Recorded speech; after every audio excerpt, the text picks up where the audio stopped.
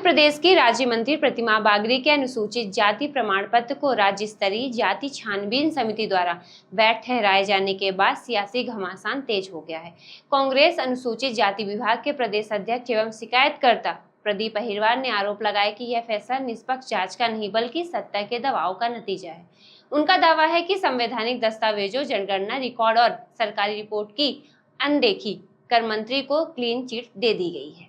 Press वार्ता में अहिरवार ने आरोप लगाया कि जांच के दौरान प्रतिमा बागरी की मुख्यमंत्री डॉक्टर मोहन यादव से मुलाकात हुई, जिसके बाद पूरे मामले की दिशा बदल गई।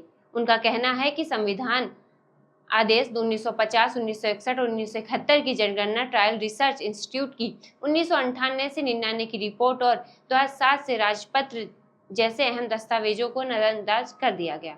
कांग्रेस का दावा है कि उपलब्ध रिकॉर्ड के मुताबिक संबंधित क्षेत्र में बागरी समुदाय अनुसूचित जाति की सूची में शामिल नहीं था। इसके बावजूद समिति ने इन तथ्यों को पर्याप्त महत्व दिए बिना मंत्री के पक्ष में फैसला सुनाया। अहिरवार ने आरोप लगाया कि समिति ने निष्पक्ष जांच एजेंसी की बजाय क्लीन चिट देने वाली समिति की तरह काम किया। कांग्रेस ने इस फैसले को मध्य प्रदेश हाई कोर्ट में चुनौती देने का ऐलान किया।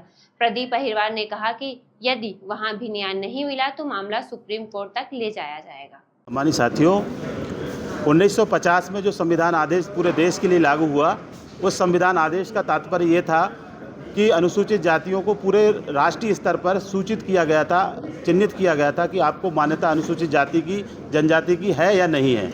उस अधिसूचना में विंध्य प्रदेश, जो तत्कालीन विंध्य प्रदेश था मध्य प्रदेश का, उसमें 10 जातियां अनुसूचित जाति में शामिल थीं, लेकिन प्रतिमा बागरी की बागरी जाति शामिल नहीं थी। अब प्रतिमा बागरी जी ये कह रही हैं कि मैं 1917 से हमारे परिवार के लोग वहाँ रह रहे हैं, तो मैं भी मानता हूँ कि आप 1917 से वहाँ और आपके परिवार के लोग रह रहे हैं, लेकिन प्रतिमा बागरी जी से मेरा सवाल है कि जब अनुसूचित जाति की सूची बन रही थी तब आपके परिवार के लोग कहाँ गए थे?